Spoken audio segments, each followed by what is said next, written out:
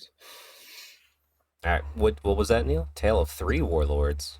That's right. That's not what this is supposed to be. This is supposed to be the Tale of 4 Warlords. There's supposed to be 4 of us here at 7:20 this Sunday morning. How are you, Right. fine gentlemen? Right. I'm doing fine. I'm doing great. Good, Yeah. good. I guess everybody watching at home, welcome to this new series. We'll be doing for the next 8 months. I forget what it is. Till November, I think. November and probably December 1, 2, where we all play a game together. But yes, this is the Strength Hammer, first ever Tale of 4 Warlords for the Old World. Mm-hmm. So here, you got me, Chuck Moore. You have that lovely, lovely face, that beautiful beard of Neil, which you're used to. But there's a new face on here, Mike. Hello, everyone. How's it going? Be kind to Hey, Mike. Chuck. Mike, this is his first YouTube, I think, right? Oh yeah. I'm ready to go. As ready as I will be for today. It's 7:21 a.m. right now, so long day of drinking and golfing yesterday. So I'm ready to go. Ready to get this thing started. There you go. There you go. And Neil has an Empire General beard, Mm-hmm. and when we had our last get together, he was able to twist the mustache up. It just made it. I took it down a little bit. I couldn't take myself seriously with that. He's in the Was it mirror. you or your wife that couldn't take it seriously? She didn't mind. She said she thought it looked good, but It did look good. I couldn't walk into work with that. I just couldn't do it. It's a requirement now when we all get together. You have to do it. Go grow it out. You gotta get the good angle. And you gotta get the ends twisted. So yeah. I'm close to my thinking about hair. I'm close to my hair goal. I think I'm an inch and a half, and I can get this cut and then donate it to Locks for Love. So there's gonna be like one episode where I come on here, and my hair is just like shorter. My best friend Matt would do that. Would try to do that every year, but he did the same thing where he would always donate it. So it's a good cause, man. Yeah, absolutely. I've never had a chance to donate it before because I've had stupid jobs that didn't let me grow my hair out. Now I can freely do it.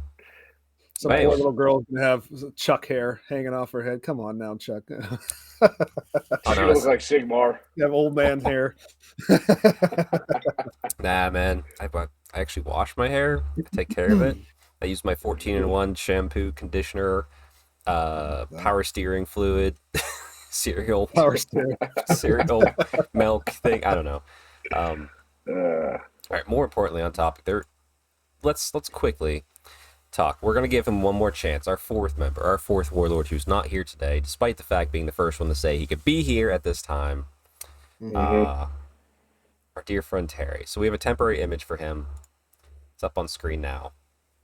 We'll give him one more chance to not flake out. The second time he flakes out, I have a backup that we'll bring in here. Only be a month behind. So, and they're a fantastic and prolific painter, so they will not have problems keeping up, and they are already doing this alongside of us. Because nice. Yeah, I'll keep it a secret, but his plan was to have a army for Old World painted so we could play a game this year, so it would tie in perfectly. So if Terry ends up looking like this picture on screen, we'll get that new person in, so no worries. All right. We'll leave Terry up for now. Terry. So what's Tale of 4 Warlords? So first up, let me put up some key art there. Oh, we gotta hide Terry. So there's 4 of us, and we all are choosing an Old World army that we don't currently have, at least completed, to work towards completing an army very slowly. If you ever read White Dwarf magazine, which I still love profusely, please have me in an article. White Dwarf, I would love to be in an article and have that childhood dream achieved. So we're all choosing a army, and we're going to build that over the next, let's say, 8-9 months. And by the end, we have this beautiful army that we can all play against each other with, and just have a good time and an excuse to get together and have a few drinks and have a few games. So on screen is the plan for the 4 of us who are starting this journey out. So we have High Elves, we have 2 Bretonnians, We have Neil who just left the call, even though you can't see it, everybody. I'm seeing Oh back up. no. Yep. And then Orcs and Goblins. For So, now. For now. That might change. So cover this up, come back to us. It's just me and Mike now. So Mike, let's start with you. Yeah. Bretonnia. So Yeah. why are you starting with Bretonnia? You know what? The initial announcement. So let's back up. When I first originally started Warhammer, it was literally me moving. I live in Cleveland, moving to Cleveland, and I grew up watching my family play Warhammer in Pennsylvania, not too far from where Chuck is. And they played the old world. Well, at the time, A, I didn't have enough money. B, I didn't have the patience to read the rule book. And this was when I was younger. Sure. So when I moved to Cleveland a few years ago, I went to go buy the old world and, Warhammer Fantasy Battle and showed up, and it was just Age of Sigmar, which was terrible. So So you missed the whole end times. Like it wasn't like missed it all. But over the years, I was a Gottschalk and Felix fan. I read all the novels. I'm a huge lore guy when it comes to Warhammer Fantasy, right? But I never jumped into Bretonnia. I was never like, oh man, this is, it just didn't pique my interest at the time. It was always orcs, always dwarves, Empire as well, because they had the just the aesthetic and like the kind of Germanic background, per se. But then the release came out this year, and the previews came out, and I looked at it, and I was like, those are some beautiful models. Let me go ahead and dig into the lore. So the more I dug into the lore, the more I really started liking Bretonnia, liking the whole Knights of the Realm vibe. I know that they have like a kind of a French tilt to them, right? Yep. That French Arthurian legend mix of somehow doing exactly. So that really drew me into looking into the lore, and then of course I am a Warhammer Total War fan, and I was like, you know what? Let me jump in here. Let me play a little bit of Total War to see how I like it, and I went on from there, man. And the lore drug me in, and playing Total War drug me in, so that's where I'm at right now. I'm really loving Bretonnia. I'm liking the list building for it. So that's how I got into Bretonnia. So there you go. Yeah, the lore is, I mean, it's incredibly deep for the old world. Absolutely. Total War has done a great job too, helping people rediscover that or get into it for the first time. So for sure, it's a good choice too. Like some of those new models are just fabulous. I really wish I was able to get that Lady Elise, but apparently GW they made 3 of her. So good, congrats to the 3 people in the world that able to buy her within 20 seconds. Oh man, the worst thing about it is it was in my I know you guys heard me complaining about it. It was literally in my cart, getting ready to check out, and then it said insufficient stock, and I was like, no, because that was one of the ones that I really wanted to paint, man. But for sure. But it's okay. Yeah, it's fine. What's up, Neil?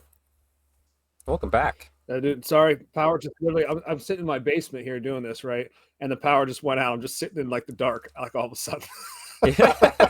So, it's back on, so here we are. So Neil just slowly sips coffee and goes, "This is life." It's okay. Well, we'll bring Terry. we'll bring Terry back up. Terry, well, tell us, why did you choose? Why? Oh, wrong image. Sorry, everybody. Terry, why did you choose orcs? Got it. Okay, moving on. Nice. All right, we know why Terry chose orcs. Orcs is good. There you go. Yeah. All right, Neil, high elves. So tell us, why did you choose high elves for this Tale of Four Warlords adventure? This isn't a challenge either. This is an adventure. It is an adventure. High elves were my first ever army, dating back to 1993, 4, something like that. It might have been 2, maybe 1992. I think it was 11, so that would be 92. But anyway, that was 4th edition back then, and I have always had a high elf army. At one point during Age of Sigmar, I had, it was probably close to 8,000 points. Nice, mighty and army. I sold them all for Zinch and paints to paint Archeon. Yep. That's how cheaply I sold them all. So I had nothing at that point. And then Old World. Oh no. Oh no. He's Oh frozen. no. The suspense. The suspense. I know. Let's see if the power went out or if it's just a hiccup on his internet. Well, you know what? With Neil, I still can't believe whenever he told me what he sold that high elf stuff for. I'm like, I thought you'd love this army. He's like, I did, but it was dead. I'm like, I've never sold anything. My You guy. should have kept it, right? I still have my first, like, when I go back to my original story, when I went to go buy Warhammer Fantasy, it was Age of Sigmar. So I bought, because I love the God Reckon Felix novels, Yep. Fire Slayers, right? Oh yeah, yeah, yeah. So, and they're still sitting here. This first army I ever painted, absolutely love them. Not getting rid of them. Yep. Not for any amount of money. So Now, to be fair, it's let's put the blame on me. It's the fact that Neil knows me. That's his big issue because I revived it in the area. He left. I wonder if the power went out again. probably. Uh, the yeah, I doubt many people were expecting to have somebody in their area revive 8th edition fantasy. What Right. like years before Old World came out, so that's Right. probably the main reason. Well, I remember like every time I'd get around Neil, he always talk about Warhammer Fantasy, I'm like, who are you playing with? He's like Chuck, and I was like, okay, all right. So yeah, it seems like it never left you guys because when I go out there and visit you guys, it's just Old World everywhere, right? Yeah, Old World 40K and Sigmar, but Old World's probably the biggest game for us. Right, right. Sigmar for me and Terry, but of course Terry's not here. Yeah. But yeah, absolutely. I mean, I might have to find like a picture of a high elf getting punched in the face for Neil Right. if his internet can't keep up with this mighty tale of four warlords. Right. All right, so probably people are wondering, it's like, Chuck, why aren't you doing high elves? It's like, well, it's because I painted a high elf army very quickly. Right. So I'm going to expand that army, but I don't want to expand it outside of what the lore reasons I want to. So I was like, okay, what else can I do? And lo and behold, I bought both box sets for the Old World. So I was so excited. Now I had Tomb Kings, so obviously those just got added to my Tomb Kings. But right. I mean, yeah, like, I'm like you. Like, I've never hated Bretonnia, but I never bought it because I was always an elf player. But those new royal, the Royal Pegasuses, Lady Elise, like they were just absolutely gorgeous, and I always loved, like the general look of it. And actually, I'm one of the weird ones. I really liked seeing in the artwork the unified scheme for Bretonnia. That got me. That pulled me in too because I'm like, all right, cool. I'm not gonna have to, paint up every single Bretonian knight a different color scheme, right? Yeah. And it looked really nice being uniformed, like it was, like you just mentioned. Yeah. Absolutely. Yeah. So that's why I was just like, okay, let me just go Bretonnia. Let me do it. Let me pull the trigger. Right. And lo and behold, I have a whole army here now. And I'm excited to paint it. I probably will do one unit of knights multicolored to make it like my questing knights. But for I had the same thing. I'm going to do multi-unit with questing because I was able to get a box of questing knights, actually 2 boxes, right? Yeah. And then when I'm able to get my hand on some Grail knights, yeah, do the same with those guys as well. I just have the knights in the box, so one I'll just kit bash up, one I'll just leave standard to make it, as is. So. Well, one of our friends, Mark, right? Mark mentioned he's like, you should just buy the regular Knights Errant, go ahead and kit bash it, and make them look like Grail Knights. And I was like, part of me is like I should do that, and part of me is like I can't. I need the actual models to be able to do that. So I don't know. I'm still on the fence on what I want to do, but I already have enough models right now to kind of fill that void. Yeah, and so. we can always like adjust that later. It's like not like we're painting a unit or 2 a month, so that's all within reason for the way we paint. So especially Neo, who's half done with his army, like he pulled me out of nowhere. It's like I'll just paint everything right now. But Neil, since you're back from your, I assume the power is just having issues for you. Yeah, I don't know. I It's got fine. neighbors texting me right now, like, well, You're like, listen, I'm on a Anyway, very important it should be good podcast. now, but I no promises. So where did I leave off here? You left off. I asked why high elves, and then you're explaining how it was your first army, but that's kind of where it cut off. It did not necessarily why you love it, why you chose Yeah. it. Yeah.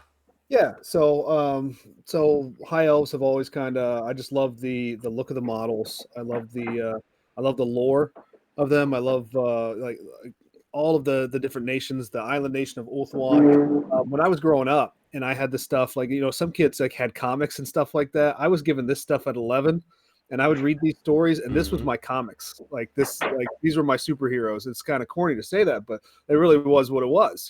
So. That's why I've chose them. And in that initial box in fourth edition, you had goblins and you had high elves, right? And so I was just, I'm taking the high elves here. And what's funny is for Old World, the very first army I started making was Grom the Paunch's goblin tribes, right? So I've learned to have a love of the greenskins as well. But we're gonna go high elves here because I think this is an opportunity for me. I have a 3D printer. And what I really want to do, even though I have, official GW models sitting up there right now, I want to have an army that is completely chosen. Like I Okay. want all of the models to be the ones I choose to have representing that. It's going to be my army. It's not going to be nobody else is going to have this army exactly like I have it. Now you can accomplish that with GW models, which is kit bashing and converting. I'm not very good at that, so I think 3D printing is the way for me to go. I just go out there, I find whatever cool sculpt I can find, and I'm going to be using a lot of Last Sword Miniatures. Is the company that I use quite a lot. Mike, there are some pretty sweet I I Yeah. know, Yep. man. Yep. yeah, I know. I get access to those on my Patreon this month. So if you want to go that direction, I have we can I talk. might pivot that direction at some point, just because just with the constraints and everything, trying to get the actual models in from GW, and I'm not bashing them whatsoever. I'm just saying that it's just hard to get them right now, right? Yeah. And Yeah, then if you try to source them off of eBay, it's you know yeah, 3 times the amount that you would originally pay if they actually had it in stock. So, but those sculpts, Neil, are just Yeah. yeah, yeah, amazing. Yeah. yeah. They got some really sweet stuff out there. So if you're listening to this, go check them out. There's a little free advertising for them. Yeah. I'm actually. I may bug you for one thing, Neil. A prophetess on foot.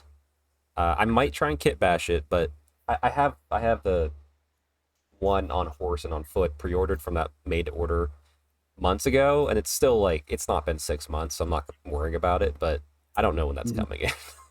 Yeah, I'm just like whatever. And I only have like 3 heroes in my army, so like I'll need her Mhm. eventually. I wish I could play a Bretonnian army without one.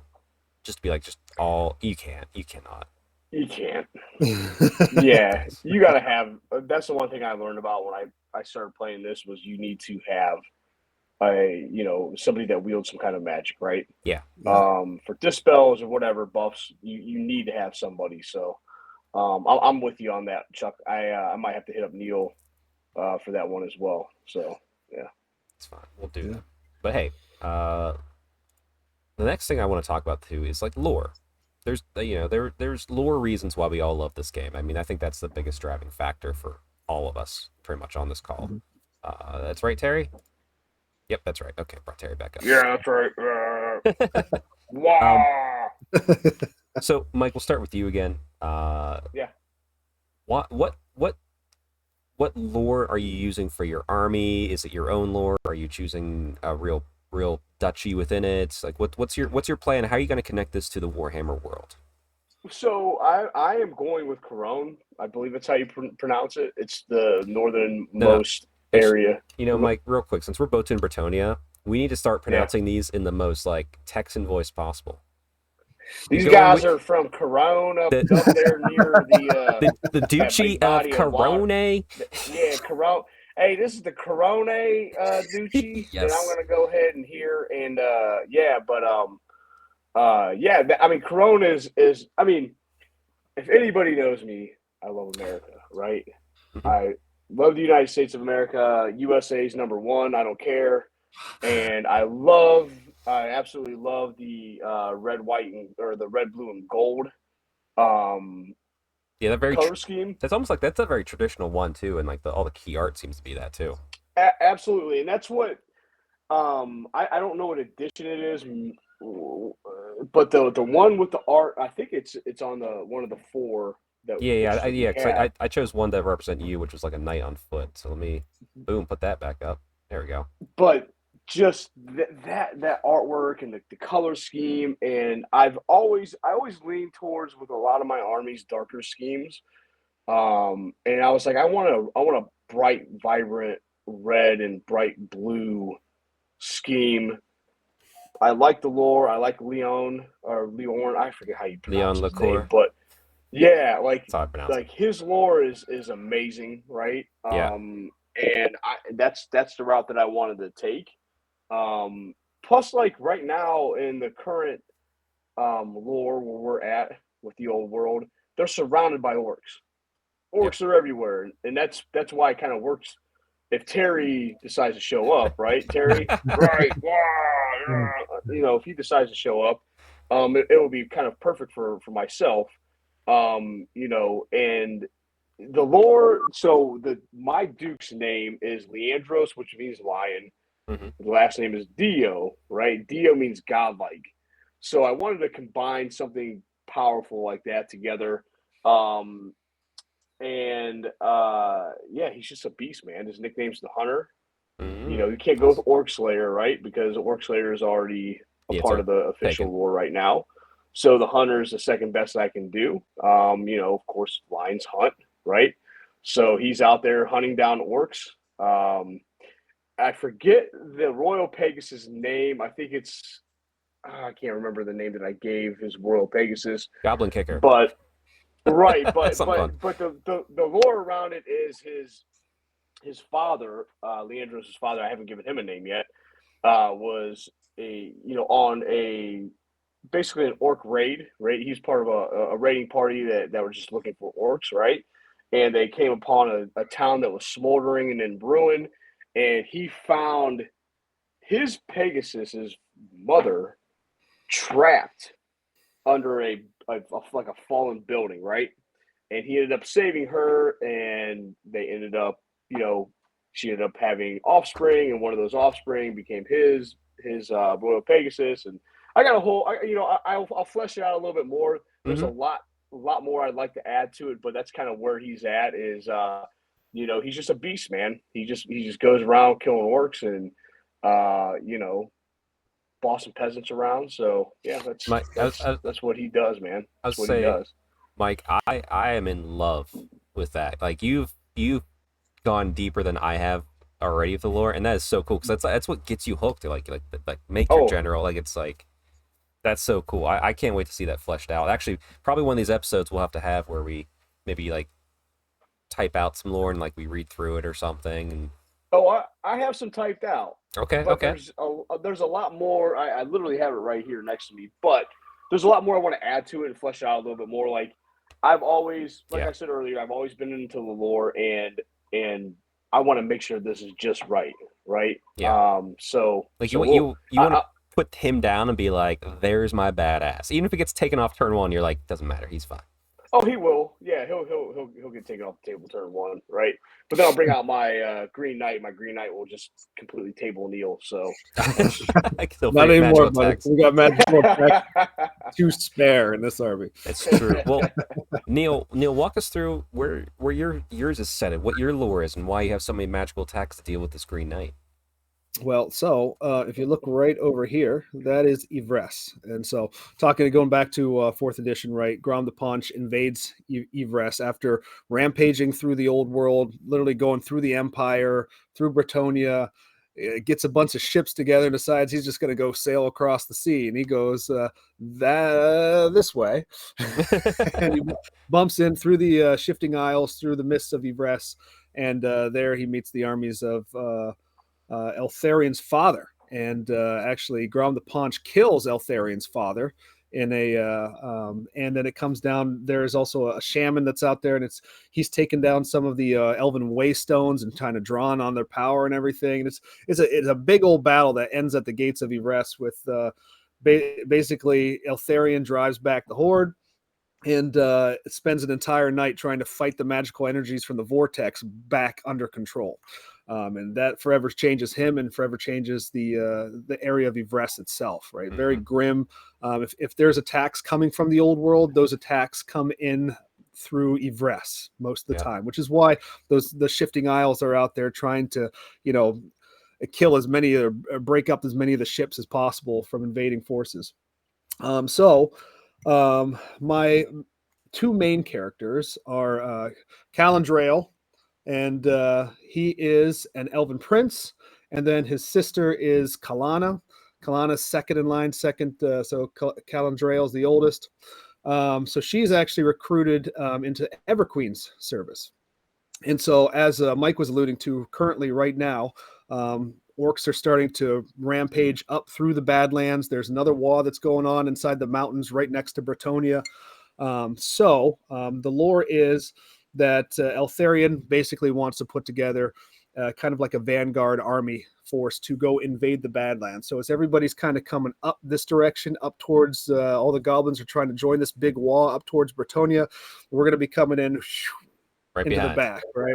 And so what his plan is to try and take out as many of the orcs and try to limit the size of the wall so that it can break itself on the armies of the old world, you guys, and then not find its way into the across the Shifting Isles over to Yvresse. So they're trying to get their land back too, right? They're trying to come up there and snipe some of Bretonnia's land too. Even though I'm a Bretonnian player, that's high elf land through and through, sir. That is it's not what the map says right now, okay, Chuck?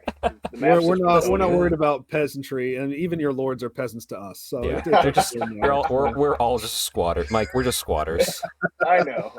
And guess what? In the old world, there's no stupid squatters' rights. Right. So basically, what happens is, while Calandriel is or not forced, but he is trying to recruit all these different armies. He talks to his sister to beseech the Everqueen, because what we're trying to find here is as many fast-moving troops as possible. So, because in the Badlands, right, you can't just come in there with a giant army and expect to survive. That is like, for greenskins and beastmen, that is like the chaos wastes of greenskins and beastmen all through that area. Right. So that a single army is not going to do the trick. And so we're looking for almost like guerrilla tactics, ambushers. And so you find that with the Sisters of Avelorn. We recruit them because Everqueen's sending such a mass of sisters in there. She decides to send Kalana as well, and just demands that Kalana be the general of the force, even though technically Calandriel would be more of the general in a normal situation. With high elves, there's always intrigue at court, so I felt that was a good way to kind of play that into it. Yeah, plus you're having fun with it. Who cares? Right. And so we've got some shadow warriors are going to be in the army as well. Shadow warriors being, ambushers, skirmishers. So the sisters are skirmishers. They could be ambushers, but I don't love the ambushing rules, so that's not happening. That's what I do too. On my high elf, I'm like, I looked at ambushing a couple times. I'm like, I'm not clicking that box. You can just stay skirmishers. Yeah. You're fast because you're getting most of your shots are off right in the first couple rounds. Then you're in combat, right? Yeah. So if they're not on the field in the first couple rounds, right, and I roll that 1 to 3, doesn't work.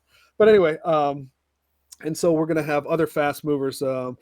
Technically, a regular old high elf bolt thrower is better than a Lothern Sky Chariot, but Sky Chariots are fast. They kind of have like a small bolt thrower on there. It doesn't go through the ranks like a regular bolt thrower, but it still hits pretty hard. Mm-hmm. So we're gonna have a couple of those. Plus, they look sweet, so they got to be in the army.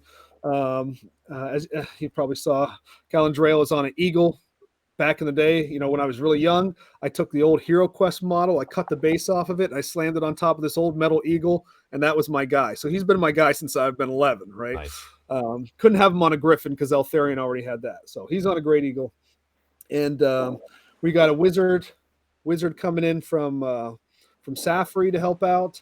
and a couple lion chariots. So There you the go. Shadow Warriors, rules wise, work as chariot runners. So the Skyhawk chariots, the lion chariots, all of that's going to be fast moving, kind of shielded by the Shadow Warriors, and Yep. all the chariots can charge right through the Shadow Warriors. So we'll see how this works. A lot of long range, small arms fire.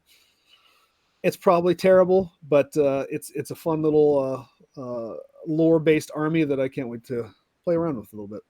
No, once again, bravo, because that's some Yes. depth. I love it. I love it for multiple Yep. reasons. One, because it's cool and it's fun seeing you guys both so excited.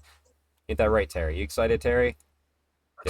I'm excited. Wow. There we go. But second, Neil, you and I need to go to a doubles event because your lore for your high elves ties in so well with my lore, and technically, I think Avalorn's between ours. Like you're Reverse, and I'm Illyrian, but we both are pulling from Avalorn, so we have a nice connection in the way the lore go, and like my high elf army is like building in narrative fashion. So we need to do that in our future, outside of this whole thing. Absolutely. But that is so cool. I guess I'll talk about mine next, huh? I think I mentioned it briefly, but Mike, I'm also really glad you're doing more of a traditional Bretonnia force because Absolutely. it allowed me to have no I can do whatever I want. Like the Bretonians are technically covered in the truest, most purest fashion. So I said, okay, let me start looking at what color scheme I want to paint. So I was looking in the old world at heraldry, and there was a blue and black with a white Pegasus, and I just love it's like almost like a teal. It's almost like the book blue, and I was just like, I just love it. I want to paint that. I've never really had a blue and black army like in a it's gonna be like a gray black or however you want to call it, but I was like, okay, cool, let's do it. So I started looking at the lore of it. It's the Duchy of Paravon, is how we got to say it, right? Paravon. Paravon, yeah. Paravon. Paravon. south. Yeah. So yeah. You sounded like what is it from Django Unchained? What's his name? It's been I I don't don't those know. characters in my head. Huh? I don't have those characters in my head. No, but no. You sounded just like he would say it. What's his name? He's in Titanic. I can't even think of his Leonardo name right DiCaprio. now. Yeah. Leonardo DiCaprio, right? When he said, yeah, Paravon. Paravon. Yeah, so I think it's Paravone. You can correct me in the comments. Give us a pronunciation guide because we're in trouble. But yeah, and then I chose that for the color scheme, and I started doing some research. And also, when I mentioned it in the chat that we have here, remember, Mike, you're just like, of course you choose the Steelers colors, because I didn't realize it. I was looking at Old World. Eventually, their color scheme changes to black and gold sometime during Warhammer Fantasy, probably near the end. So, okay, well, let me just start looking at this and get some lore and get how do I want to build my army, because I want to fit the theme of where I'm from. And it's this little border region. Once again, I'm not too far from the orcs, so it's nice and easy there. But it's a lot of mountains and a lot of forest and very little actual flat land. It's like, okay, that's interesting. In the lore, it talks about how there's the fertile flat land that they can use is all for farming because they need to feed themselves.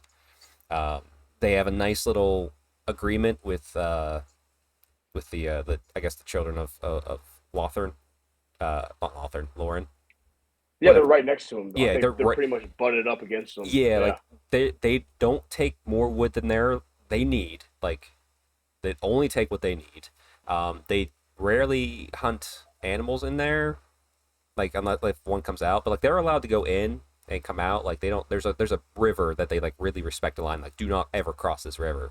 That is the Wood Elves. That is not ours. But like they kind of have free roam, and actually inside that forest is the section. So if a little girl who fails to pass whatever test to become a prophetess or a damsel is in there, the Wood Elves will put the child back there, and the people in Paravon will take them in and bring them back into Bretonian society, even though like they're so there's probably like a village of weird children somewhere who've like seen some stuff,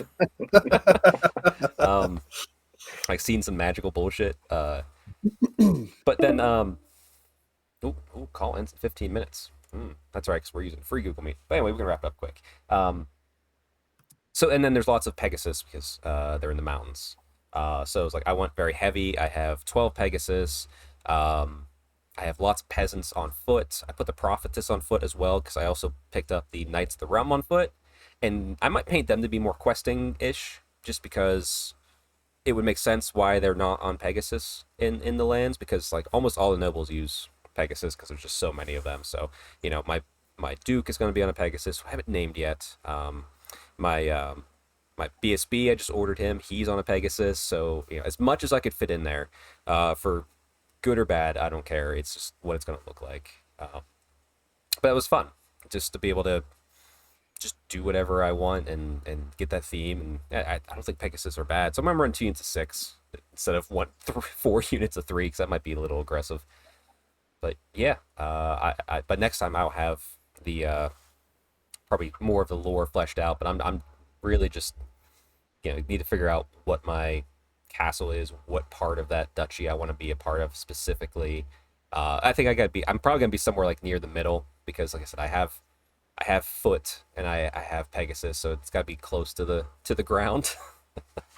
I guess can't be all up in the mountains.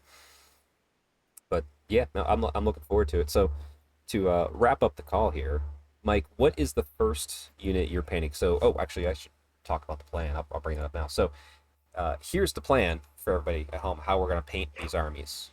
May, we all do a character, nice and easy. June, we paint a core unit.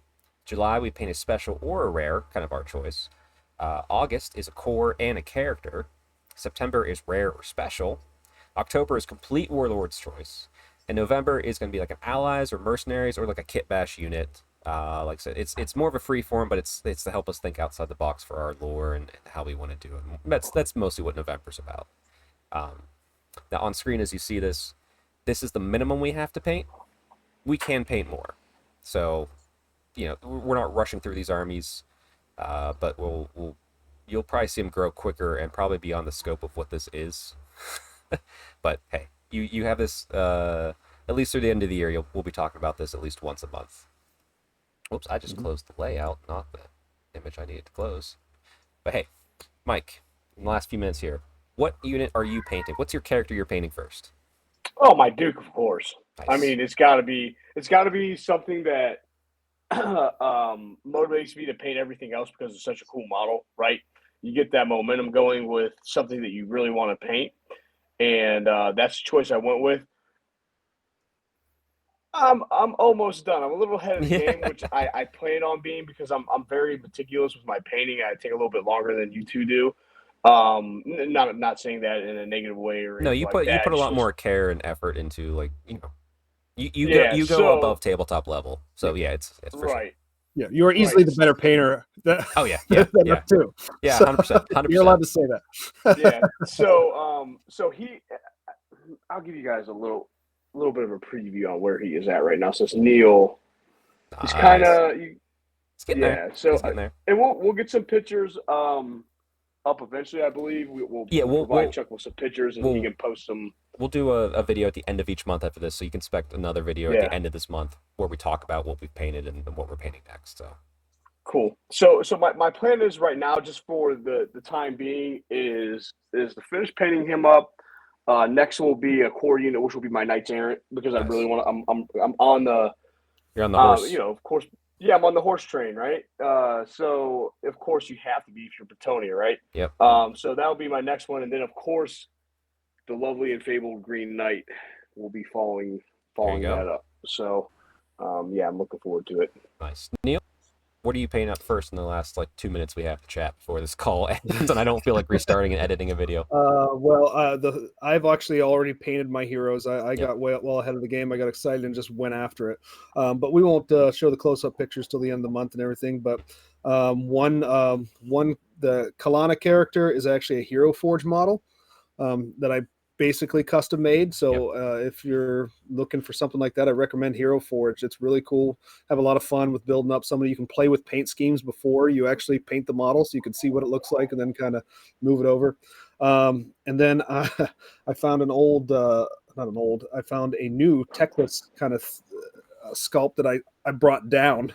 Yeah, Very small. Yep. And then I used a sculpt with a Great Eagle and kind of kit pash some GW bits, one GW bit, and then everything else is Last Sword miniatures on a warrior on a Great Eagle. So There you go. as you kind of saw a real quick preview of, but we'll show all those later. Perfect. My plan is I only have the Duke on hand right now, but I just ordered the BSB. So hopefully, if that ships in the next few days, I actually want to start with the BSB first. I'm a big.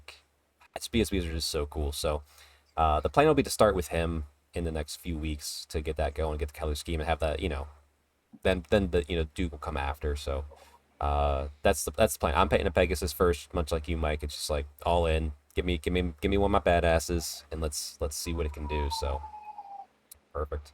All right. Well, awesome. Since time's running out, Terry, what are you painting first? Let's see. I might not be painting because I can't show up to a call on time. Okay, that's fine, Terry. He'll paint along with us, even if he's kicked out of this group. We get my backup in. I hope not, Terry. I hope you join. Right. We're gonna bug the crap out of you to get you on here. But I assume he's probably he'll painting like hear his. from me all week. I think he's. I would assume he's probably painting like his orc war boss on like Chariot or something fun or cool like that. I imagine it'd be something cool. I'm pretty sure he was talking about his orc war boss that he has on his Wyvern, however you want to pronounce it. Nice. Yes, yeah. All right. And that model is pretty nice. He's using Avatars of War 3D sculpts, and so that's nice. another great company out there especially for orcs and goblins. So. Yeah, they are good. Absolutely.